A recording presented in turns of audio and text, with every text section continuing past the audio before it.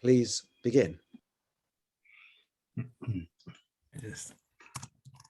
Well, thank you very much, Rabbi Belovsky, again for inviting me, and thanks to everybody for joining again. So I called this talk, "Can the values of Shmita inform or help reform 21st century economic life?" And I'm going to say that I think to some perhaps surprising extent they can. But I want to say also before we start that that this is just not just a hypothetical question for a shiur. This is something that actually people are and have been talking about here in Israel for the last Shmita cycle or two, and not just talking about, but actually implementing some policy initiatives based on the assumption that actually Shmita does have something to teach about economic life today.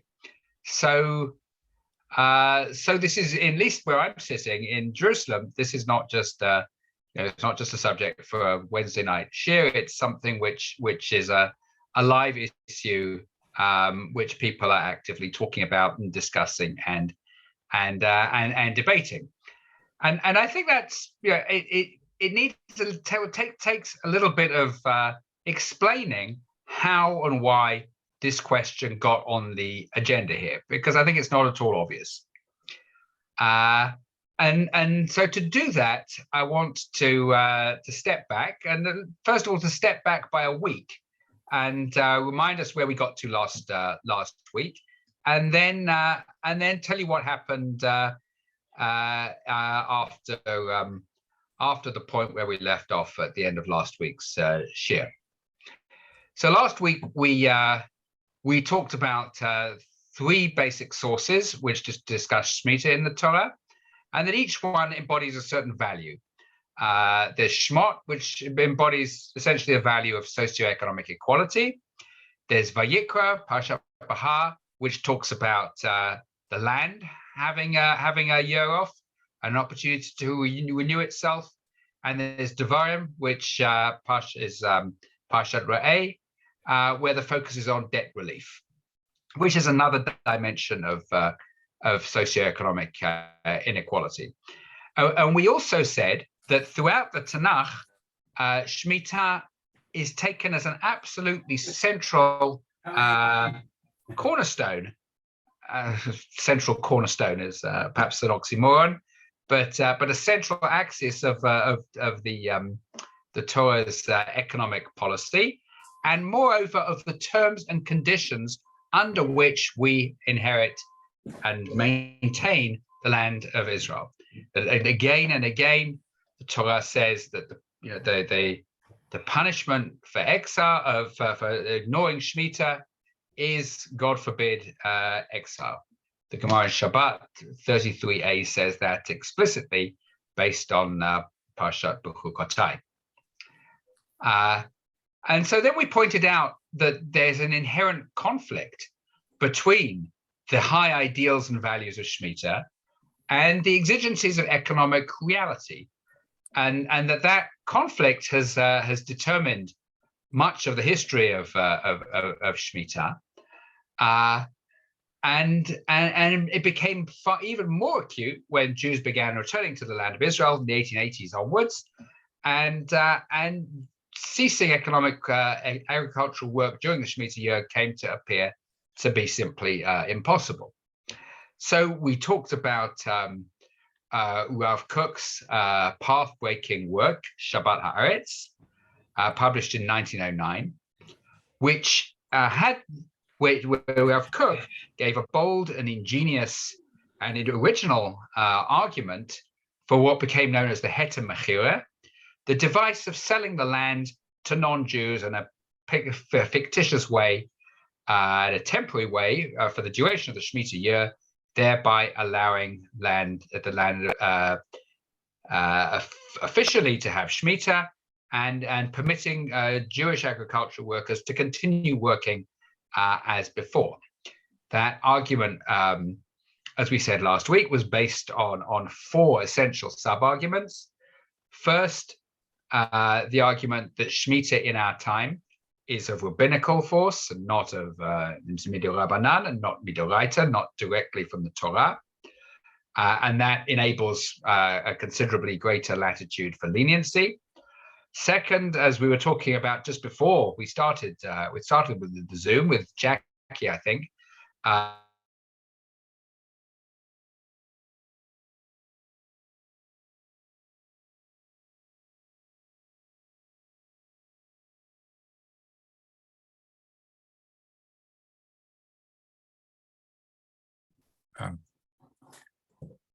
I've lost the sound.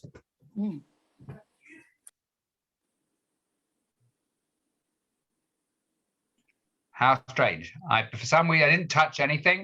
No. It's there's a fault on my end, but it's been corrected. Okay. Apologies. Just backtrack one sentence. Apologies, it was my error.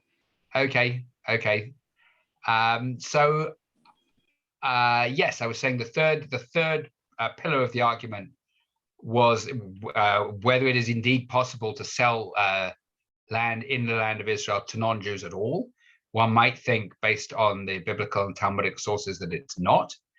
And finally, the question of to what extent the halachic system allows loopholes, what Rav Kook called ha'aramot,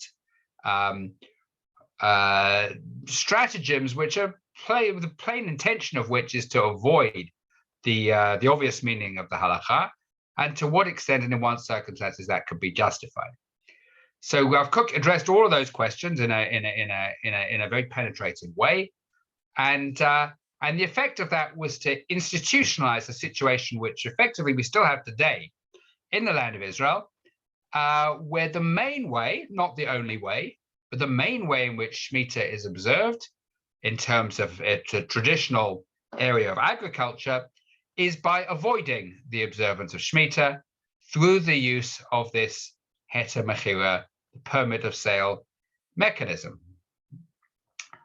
And that's the way things were and have been for about 100 years after Rav Kook wrote this tremendously influential book. But about a dozen years ago, something interesting started to happen.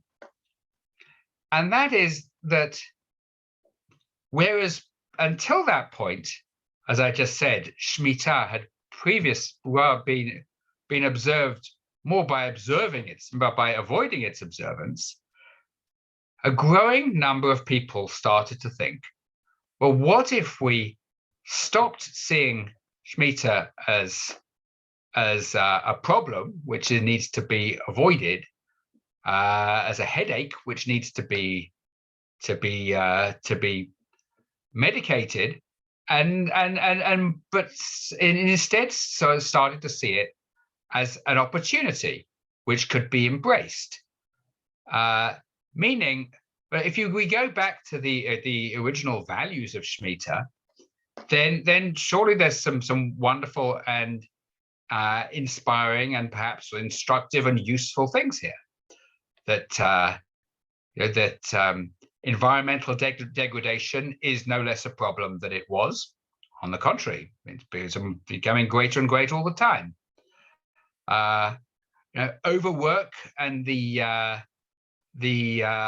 non-stop 24/7 or 24/6, if we're Shabbat societies, is only becoming worse. I was just reading today some statistics that more than 2/3 of people in the UK, this was just before the pandemic, but more than 2/3 of people in the UK overwork by 6 or more hours a week. The number of people of families in the UK who eat together at least once a week is less than half. So those questions of work-life balance are becoming more and more skewed in modern societies. And indebtedness is becoming more and more endemic and more chronic, certainly in Israel, but I believe in other places as well. So the core maladies that Shmita is coming to address still there, and in fact only becoming more acute. And so perhaps people started saying to themselves and then to each other, perhaps Shmita has something to offer and something to teach in helping us address these challenges. And I think this realization was driven by two very important and long-term trends in Israeli society. The first one being the gradual blurring and merging of the boundaries between the religious, or at least the religious Zionists, and the secular.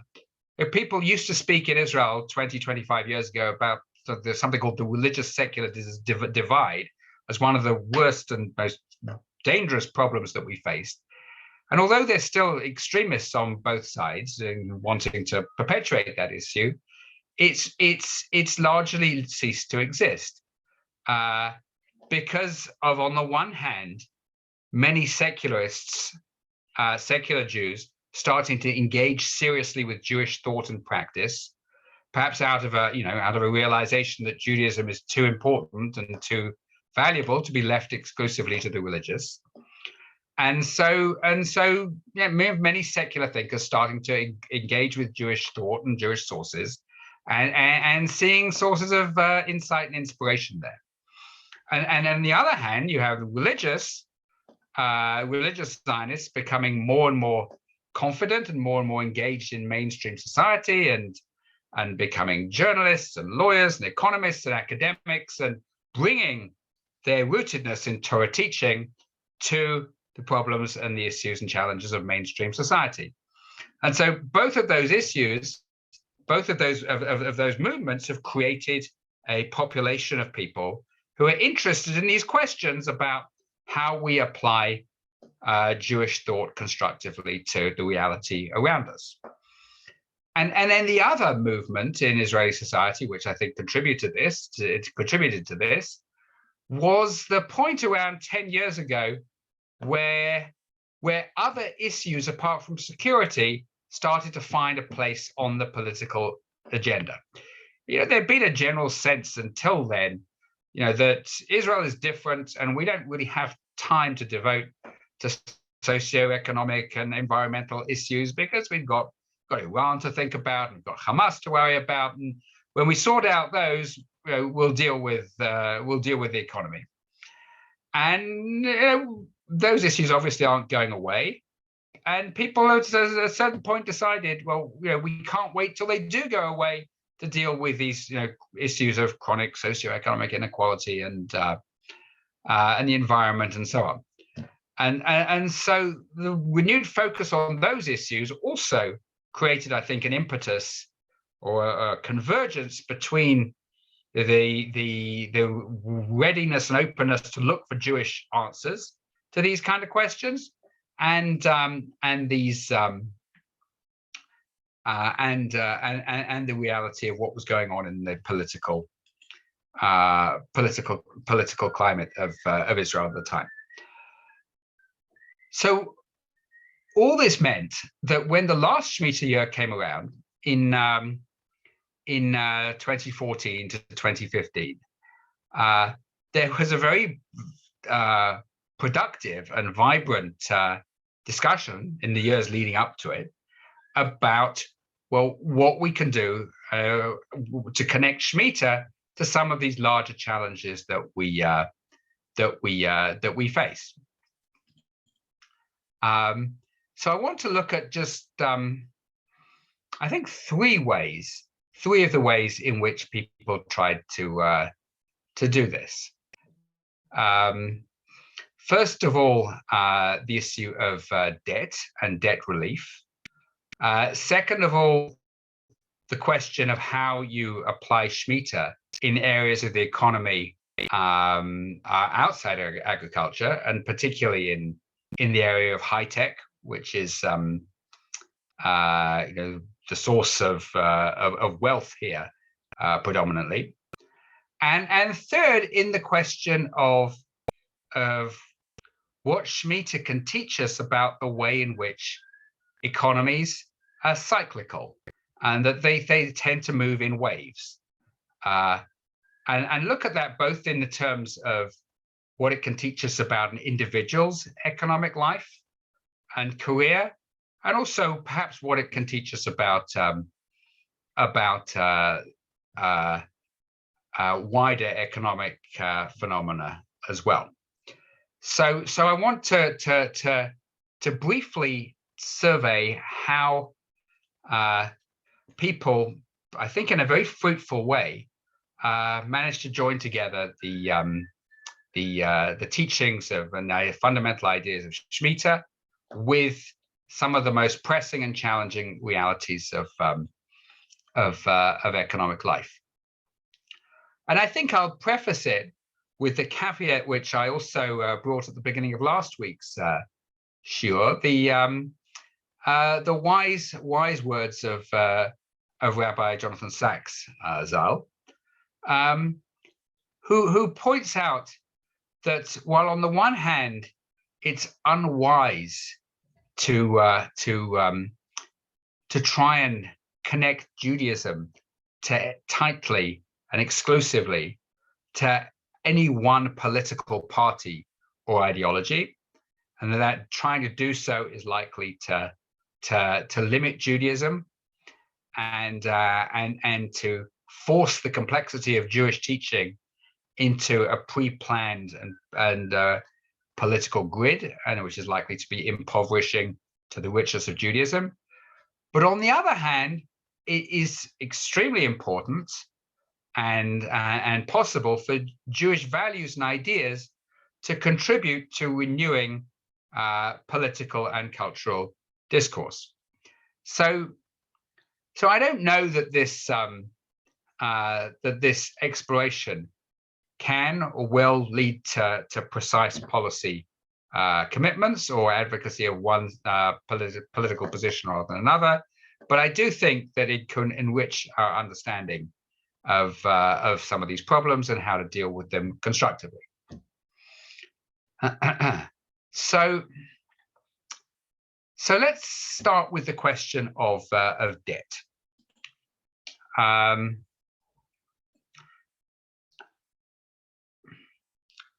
Let me share some sources with you, and we will go through them together. Okay.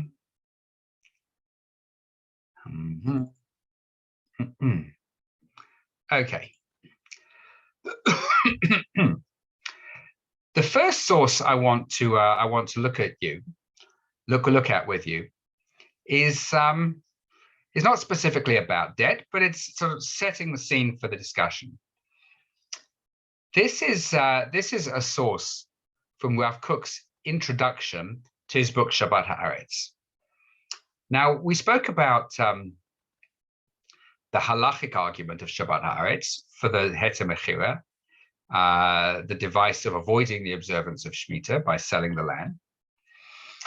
But Rav Kook fascinatingly prefaced his book with an introduction in an entirely different register, if you like, because what he does in his introduction is present a vision of how extraordinary and how beautiful and inspiring Shmita can be, and he believed will be, when we no longer have to avoid its observance, but are able to embrace its observance.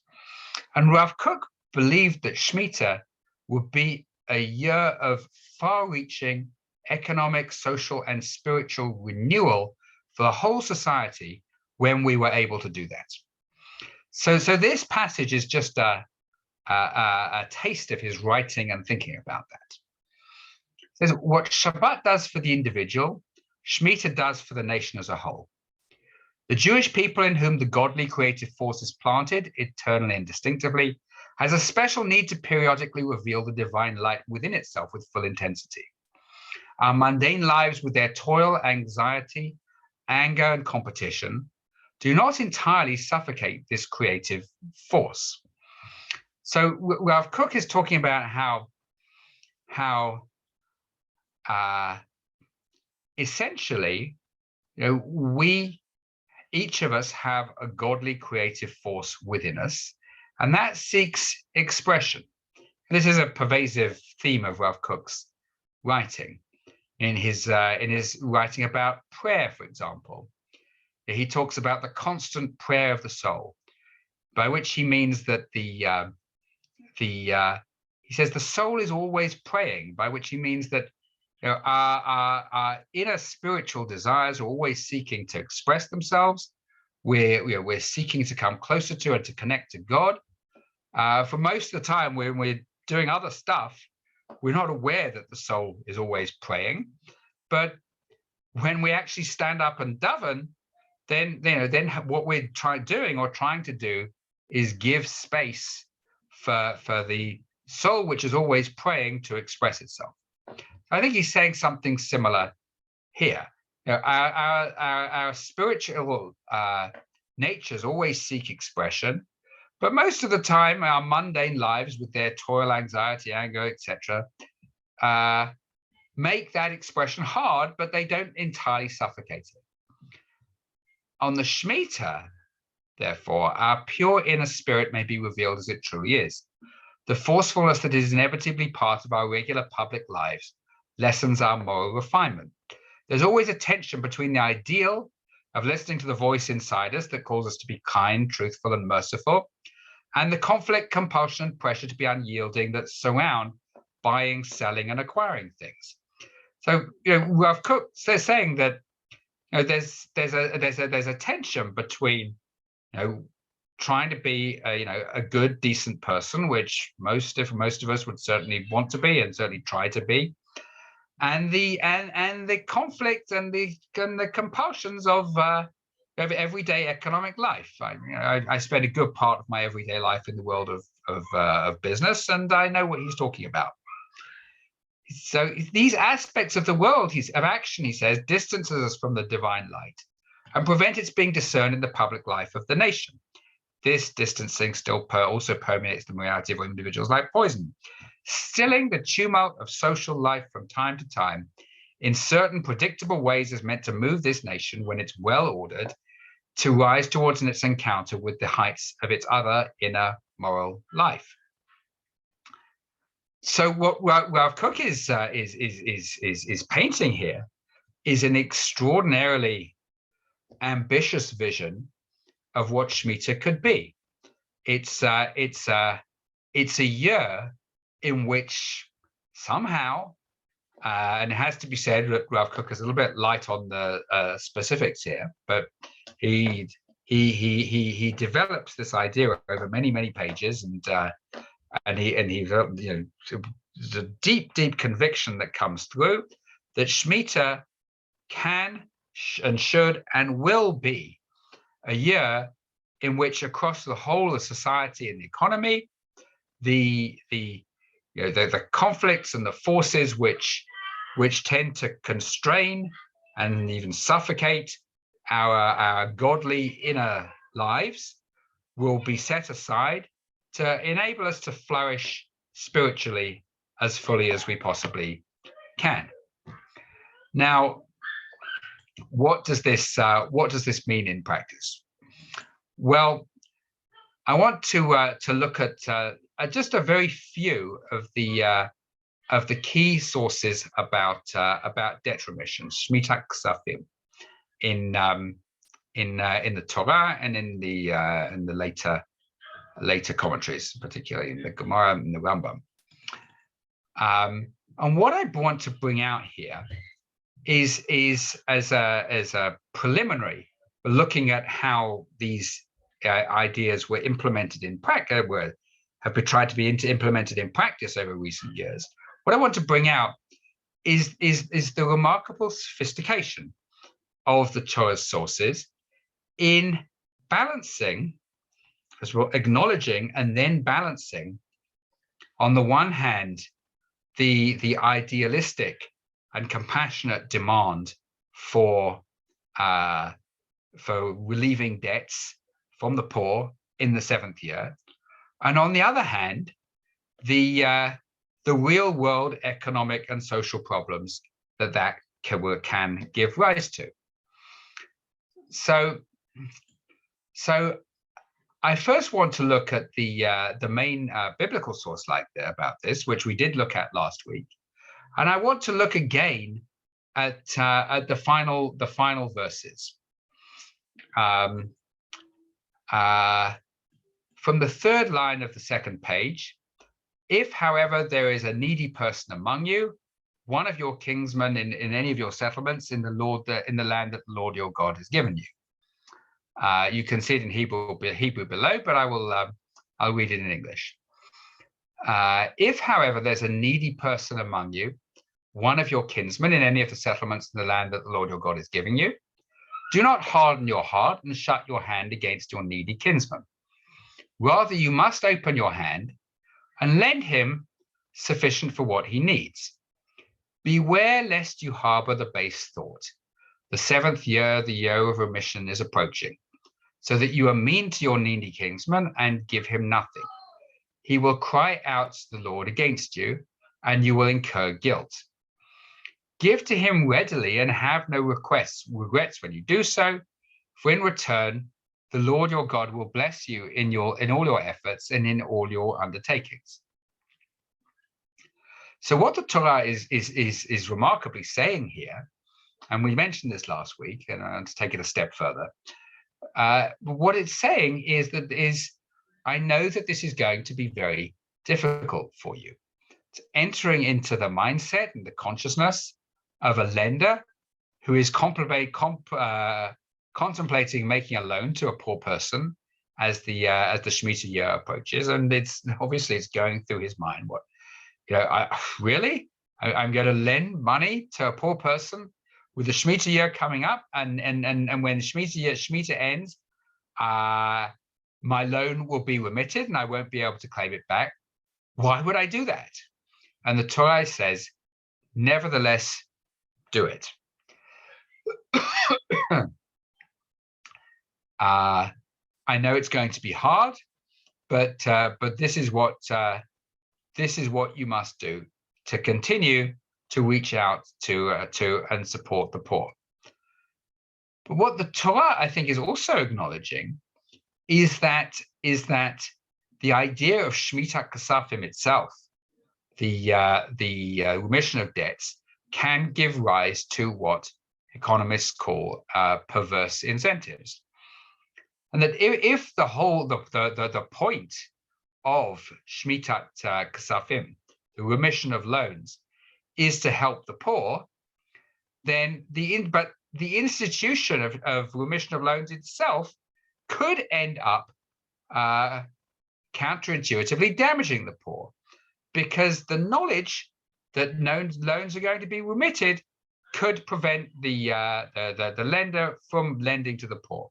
And therefore, the Torah needs to say, I'm aware that you might have this incentive, which is a perverse one in the sense that it will undermine the Torah's desire and the Torah's plan to help the poor, and nevertheless, I am commanding you to overcome this desire and this incentive. So I think this is already a profound and sophisticated understanding of what happens when the idealistic vision of remission of loans meets the reality of human nature. Now, this meeting was sharpened and, in a sense, resolved by the famous takana of Hillel the Elder, the Pruzbul. So I brought the Gemara in Masechet Gittin, Daf Lamed Vav Amud Aleph, which says in brief form what the Pruzbul was and why it was instituted and how it worked. So again, I'll read in English, although the Hebrew is there for you. The Mishnah taught that Hillel the Elder instituted a document that prevents the sabbatical year from abrogating an outstanding debt, Pruzbul. We learned in a Mishnah in Masechet Shvi'it, If one writes a prusbul, the sabbatical year does not abrogate debt. This is one of the matters that Hillel the elder instituted, because he saw that the people of the nation were refraining from lending to one another around the time of the sabbatical year, as they were concerned that the debtor would not repay the loan. And they violated that which is written in the Torah. Beware that there had not be a base thought in your hand, and there in your heart. And therefore he arose and instituted the prusbul. So what the Gemara is telling us about Hillel is that Hillel saw that exactly what the Torah had feared was coming about. Just as the Torah predicted, when people came to the seventh year, they closed their hands, they forbore from lending because they thought, well, I'm never going to see this money again, and this created a crisis of credit that every society, and particularly the poor in society, depend on the availability of loans and credit, and it was drying up because of the counterproductive effect of the law of Shmita Kasafim. And therefore, Shmita instituted this way of avoiding the problem, and therefore ensured that credit would continue to be available to the poor. And this is the essence of the text of the prusbul. That I transfer to you, so-and-so the judges who are such and such a place, so that you will collect any debt that I am owed by so-and-so whenever I wish, and the judges or the witnesses sign below. So a private individual who wants to be able to collect on their debt makes it over to, transfers it to a Beit Din, and the Beit Din is able to collect the debt on their behalf. The idea is that you cannot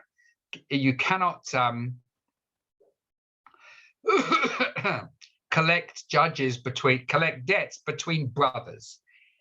You cannot require from achicha that so one brother to another cannot collect the debt, but a Beit Din, which is an institution, is not considered to be achicha, and therefore it can continue to do so. So here again, I will say that the sources of the Torah have a sophisticated understanding of the ultimate goals of economic policy, and that action must be, which is in the case of debt, the primary goal is to ensure that credit remains available, particularly to the poor, and that if Shmita Kasafim is undermining that goal, then action must be taken in order to preserve the purpose of the original policy as Hillel understood it. Finally, I'd like to look at this halacha from the end of chapter 9 of the Rambam's laws of Hilchot Shmita v'Yovel, the laws of Shmita and Yovel, the Jubilee. And having described the laws and institutions of Shmita Kasafim, of the remission of loans, the Rambam says as follows. He says, excuse me, Kol hamachzir chov she'avra alav shvit, ruach chachama nocha himenu, v'tzarich hamar ve'lomar lemachzer mashmit lo. Ani mashmit lo, ani ukfa niftora mimeni. אמר לו, אף על פי כן, ורצוני יקבל ממנו שנאמר יגוס, והרי לא נגס. ואל יאמר לו, חובי אני נותן לך, אלא יאמר לו, שלי הם ובמתנה אני נותן לך. Which means as follows. Regarding anyone who returns a loan, over which the 7th year has passed, the spirit of the sages is pleased with him. However, the creditor must say to the borrower, I release the debt, and you have already been exempted from me. If he then said to him, nevertheless, I want you to accept it, he may accept it from him. For it is stated, he shall not exact, and he shall surely not exact it. But what the Rambam is saying is that if the borrower, even after his loan has been forgiven and he has no obligation to repay the loan, nevertheless wants to return the money to the creditor, then that is a good thing to do. The spirit of the sages is pleased with him.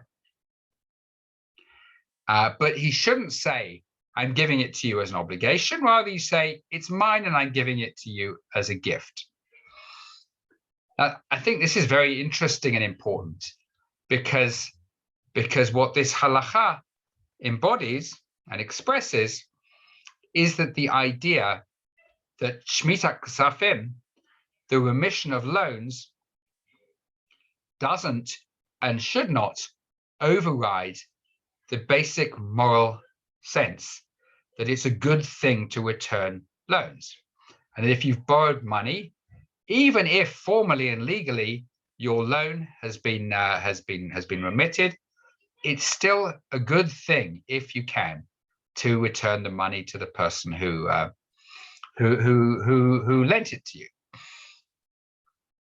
And again, I think this is a very important insight because I think it understands that the idea of Shmita Ksafim, as compassionate and as generous as it is, can undermine people's willingness to repay loans. That over time, the fact that this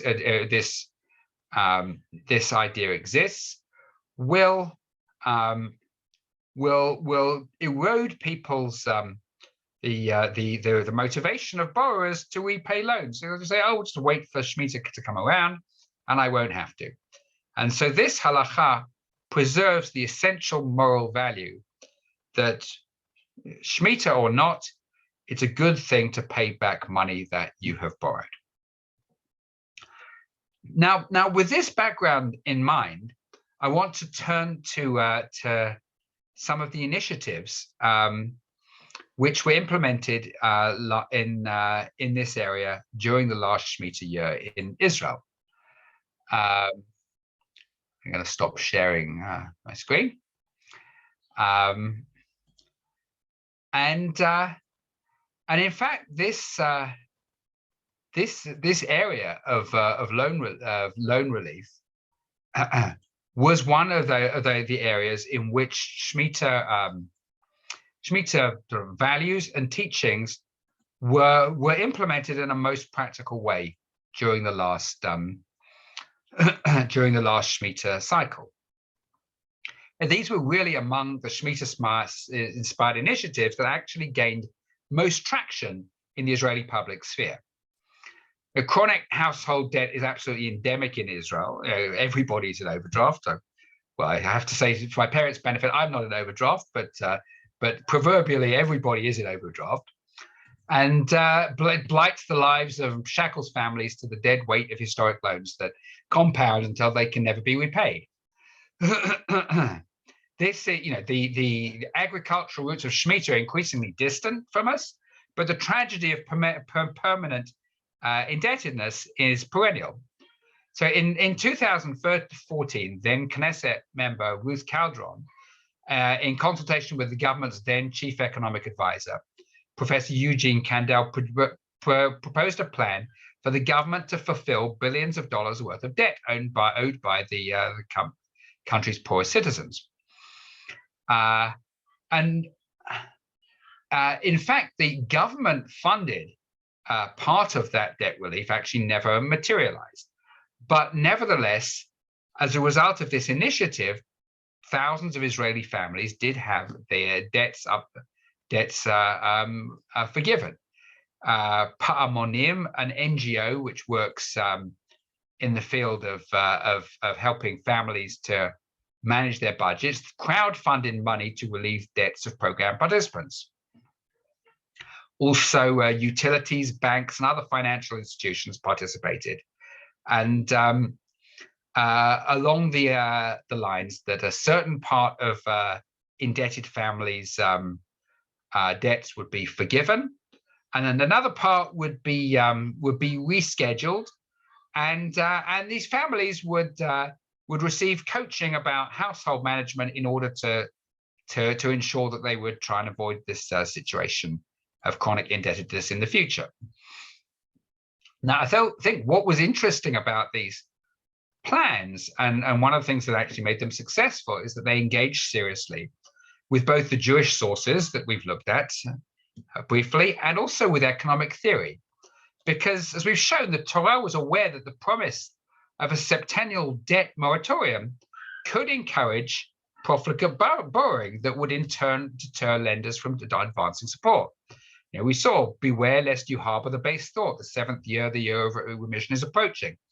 And so that you'll mean to your needy kinsman and give him nothing. He'll cry out to the Lord against you. Warned the passage on debt forgiveness. Then it was the materialization of this very fear that led Hillel the elder to institute the prosbor of avoiding Shmita debt remission, so that loans to the poor would not dry up.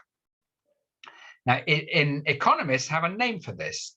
This is called the problem of moral hazard, which occurs the definition of which is that it occurs in a contractual relationship where one party is incentivized to take risks at the other's expense, knowing that he will not be required to bear the consequences.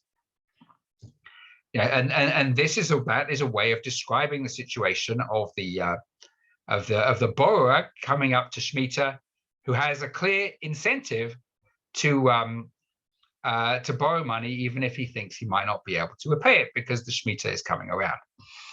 And the very interesting thing about these debt relief plans in the last Shmita year was that they were explicitly structured to balance the compassionate goal of debt forgiveness with the concern that the Torah and the Talmudic sources raised that regular debt forgiveness could encourage borrowers to take loans that they can never repay.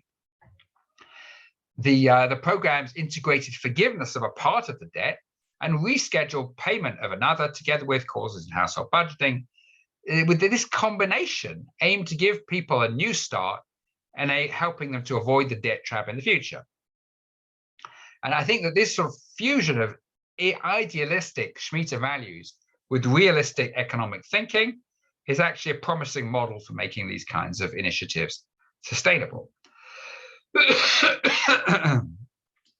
So I want to just take 5 more minutes to look at one other area of economic life where people are starting to think seriously about applying Shmita thinking.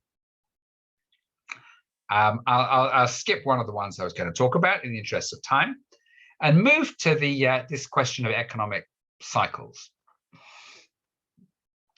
Now, economic life is cyclical.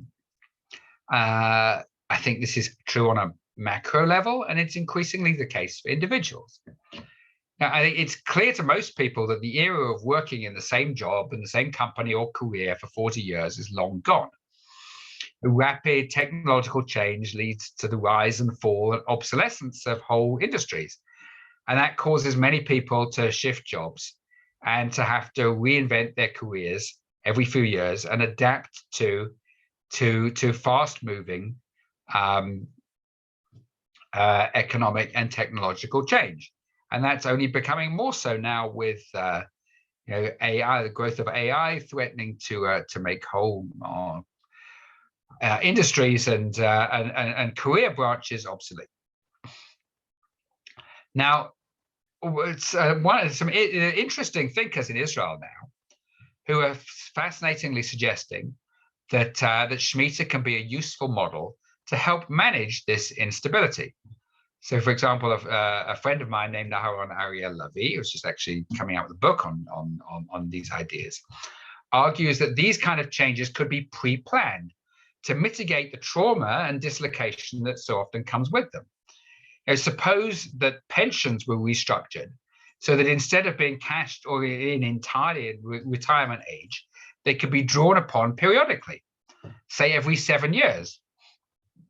And there is actually something like this in Israel called a Keren Hishtalmut, but it's an institution which is not very much used.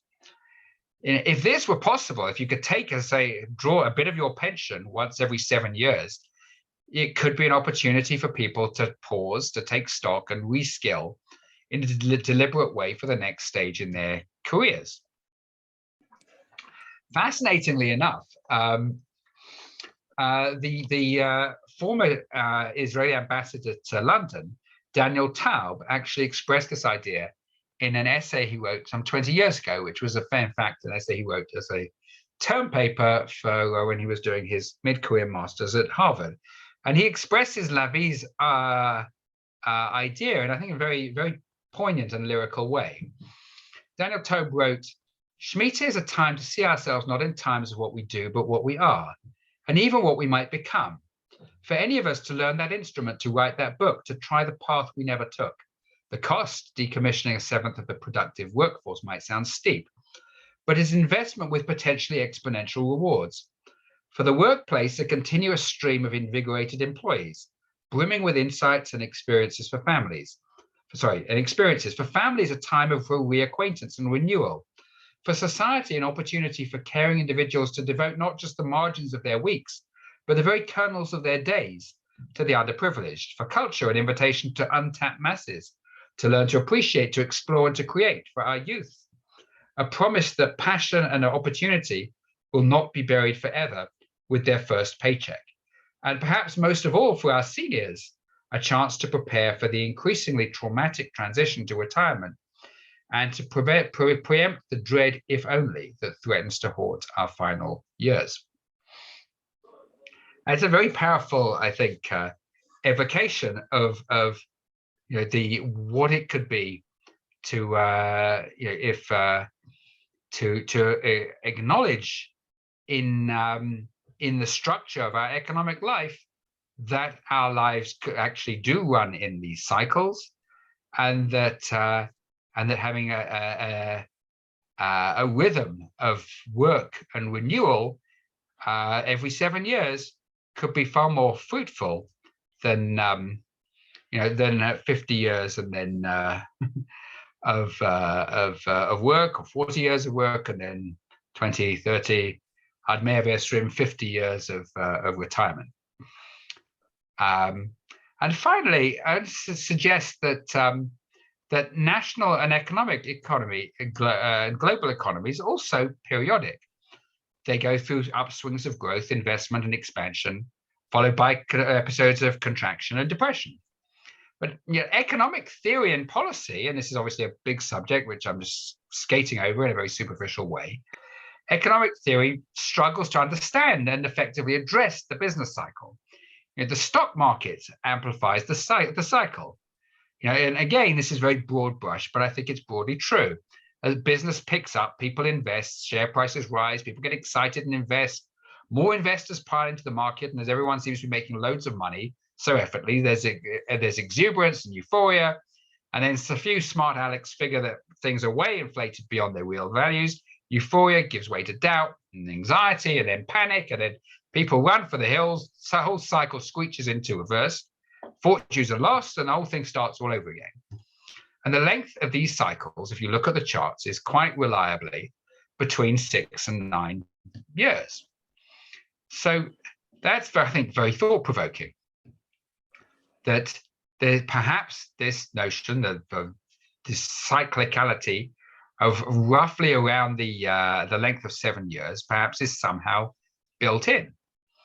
And we know that it's true, but at least in theory, but in practice, people always forget. They say, well, this time is different. There's always some good reason why this boom is going to go on forever, but invariably there is a reckoning. And the deeper the illusions, the worse the reckoning. And the 2007-8 crash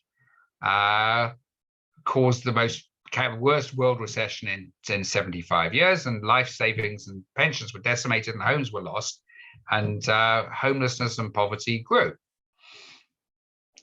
So in the wake of that, economists started to use to return to long neglected insights about how actually human psychology might be built to give rise to these kinds of cycles, and that there's something about our nature that when we which is built and primed to behave in these ways, that to go for 6 years and then requires a break and a pause to take stock. We've seen how the command to keep Shmita, 6 years you shall sow your land and gather in your yield, and the seventh day you shall rest and lie fallow, is followed by the idea of Shabbat. And the implication is that there's a rhythm to the work week where activity needs to be punctuated by rest. And so perhaps there's a parallel rhythm in the 7-year cycle, which we need rest and renewal. It seems perhaps, and with this I'll finish, that we are built to strive and to struggle, to invest and innovate, to conceive and create for periods of around 6 years. And during that time, we're apt to get energized and excited and sometimes carried away. The 7th year is meant to be a reset in the Torah, a return to the real values that underpin our increasingly frantic efforts. And if the reset is not expected, and it usually isn't, experience shows that it comes upon us as a nasty surprise. So what if, and this is a speculative idea offered with smarter economic minds than me, what if we could engender the expectation that the 7th year will be a year of readjustment? If we could somehow pre-plan the crisis which comes at the end of a cycle and comes inevitably as a surprise and as a catastrophe, and to build it in so its effect is not so it's not so devastating. As I said, these are initial and speculative thoughts, and in the hope that smarter people will come along and figure out how to develop them in ways that can make our economies more sustainable and resilient. I think I've spoken enough. With that, I'll stop, and I'm very happy to hear your questions and thoughts. Thank you very much for a really fascinating presentation. There's time for a few questions if people have any. I think people are now off mute, or you can voluntarily unmute yourselves. So if you'd like to say something, please just speak up, having first pressed unmute.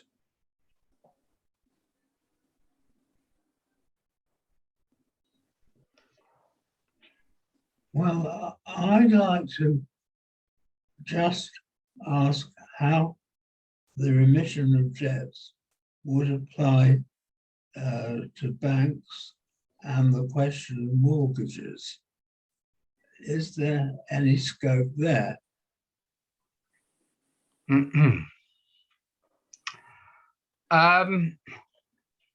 Well, I think it'll be hard. And in fact, Israeli banks and financial institutions all rely on the idea of the principle, so they don't have to emit debts. And I think part of the idea, the reason why these kind of initiatives in the last Shmita were successful, because they were only happened in Shmita, and once every 7 years, and they were focused on families in particular need. But I think if your mortgage was going to be remitted on a regular basis, then I think banks would very soon stop offering mortgages, and the whole system would fall apart.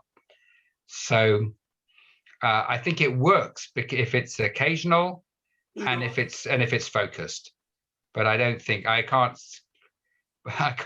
My own sort of utopian thinking can't stretch to imagine that our mortgages would be cancelled every 7 years.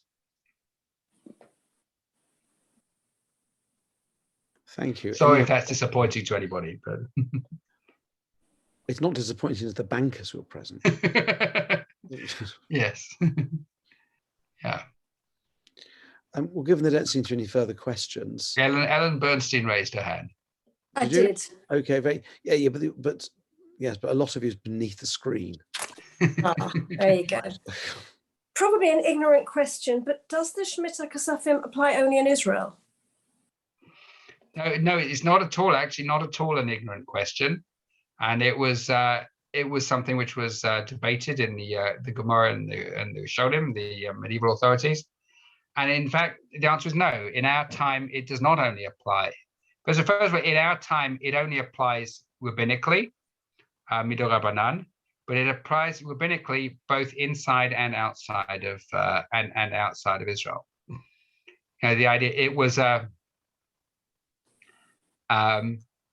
mitzvah which came into force when the Jewish people entered the land of Israel, according to the Talmudic discussion in Kiddushin. But it's clearly not strictly dependent on the land of Israel, because it's not dependent or directly dependent on land. So the conclusion was that it can also be and is also practiced on a rabbinic authority also outside the land of Israel. Thank you. That's right. Well, if there are no further questions, and we're just about out of time, do remember it's already 11 o'clock where Julian is. Yes. Thank you, Rabbi Sinclair, very much for two really fascinating and enjoyable presentations. There have already been another 40 or so clicks on your class from last week. And assuming the recordings work properly, this will now go onto the Shul YouTube channel. So if you'd like to distribute, you're welcome to have a look, and you'll find us easily, and do have a look and see whether you'd like to distribute them. There are people who couldn't come. And thank you very much for your contribution. I hope we'll have an opportunity to hear from you again in the future. Thank you very much, Shira, for inviting me. And I didn't invite you, you invited yourself. That's not very nice. But thank you for inviting yourself. That's a great pleasure. I look forward to be you so graciously accepting my self-invitations in the future. Great. Thank you very much. Good evening, everyone, and thank you for joining us. Thank you. Bye. Bye-bye.